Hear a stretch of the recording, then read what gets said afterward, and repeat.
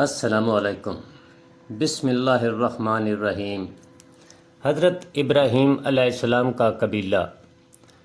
حضرت مسیح علیہ السلام سے تقریباً 2000 سال پہلے دنیا کے نقشہ کا یہ حال تھا کہ سرزمین مصر وقت کے تہذیب و تمدن کا مرکز بن چکی تھی، لیکن اس کے اطراف و جوانب کی قومیں ابھی تمدن و حضارت سے آشنا نہیں ہوئی تھیں اور صحرا نشینی و بدویت کی زندگی بسر کر رہی تھیں۔ مصر سے ایک قریب تر علاقہ وہ تھا جو آگے چل کر فلسطین کے نام سے مشہور ہوا اور جسے خاکنائے سینا نے سرزمین افریقہ سے ملا دیا۔ اس علاقہ کی تمام پچھلی آبادیاں مٹ چکی تھیں، اب محض ایک صحرائی علاقہ تھا جو مویشیوں کے لیے چراگاہ کا کام دیتا تھا اور مختلف بدوی قبائل وہاں بود و باش رکھتے تھے۔ انہی قبائل میں سے ایک چھوٹا سا قبیلہ حضرت ابراہیم علیہ السلام کے خاندان کا بھی تھا۔ حضرت ابراہیم علیہ السلام کا ظہور تمدن قدیم کے ایک دوسرے مرکز یعنی سرزمین دجلہ و فرات میں ہوا تھا۔ انہوں نے وہاں سے ہجرت کی اور کنعان میں مقیم ہو گئے۔ کنعان سے مقصود وہ علاقہ ہے جو بحر میت کی مغربی جانب واقع ہے اور دریائے یرون سے سیراب ہوتا ہے۔ تورات میں ہے کہ انہوں نے یہ علاقہ وحی الہی سے منتخب کیا تھا اور اللہ نے فرمایا تھا، تو جس جگہ کھڑا ہے اس کے چاروں طرف دیکھ، یہ تمام ملک میں تجھے اور تیری نسل کو دوں گا اور تیری نسل کو میں خاک کے ذروں کی مانند بنا دوں گا۔ اگر کوئی خاک کے ذروں کو گن سکتا ہے تو تیری نسل بھی گن لی جائے گی۔ قرآن نے بھی جا بجا اس بشارت کی طرف اشارہ کیا ہے۔ جب حضرت ابراہیم علیہ السلام یہاں مقیم ہو گئے تو وقتاً فوقتاً انہیں اور بشارتیں بھی ملتی رہیں۔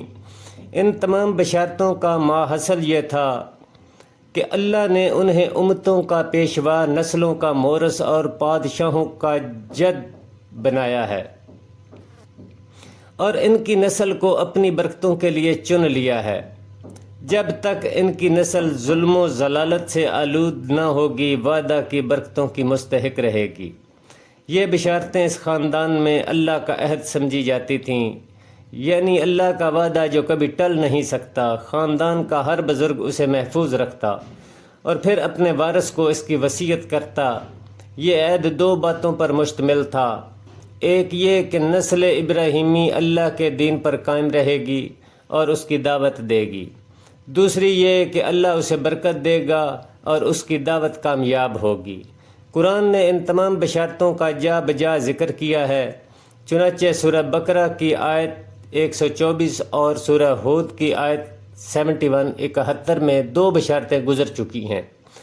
تورات سے یہ بات بھی معلوم ہوتی ہے کہ ایک موقع پر حضرت ابراہیم کو ایک خاص واقعے کی خبر دی گئی تھی، یعنی یہ کہ تیری اولاد ایک ایسے ملک میں جائے گی جو ان کا ملک نہ ہوگا، وہاں کے لوگ اسے غلام بنا لیں گے اور وہ 400 برس تک وہاں رہے گی۔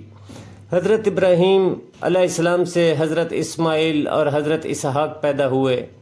حضرت اسماعیل حجاز میں بس گئے اور حضرت اسحاق کنعان میں خاندان کے جانشین ہوئے۔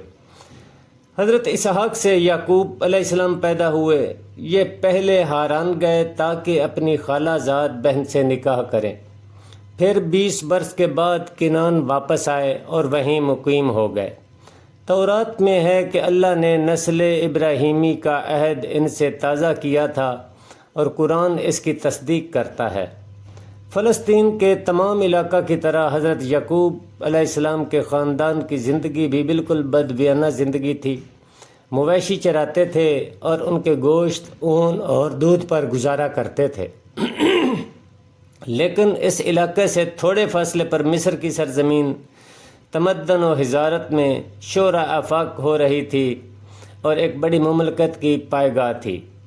اس کا دارالحکومت رمیسس وقت کے علوم و ضیاء کا مرکز تھا اور وہاں کے باشندوں میں شہریت و عمارت کی خصوصیتیں نشو و نما پا چکی تھیں۔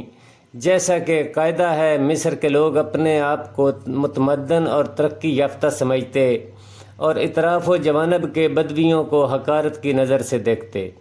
خصوصاً کنعانی اور عبرانی ان کی نگاہوں میں بڑے ہی ذلیل تھے۔ وہ انہیں چرواہا کہہ کر پکارتے اور اس قابل نہ سمجھتے کہ اپنی مجلسوں میں جگہ دیں۔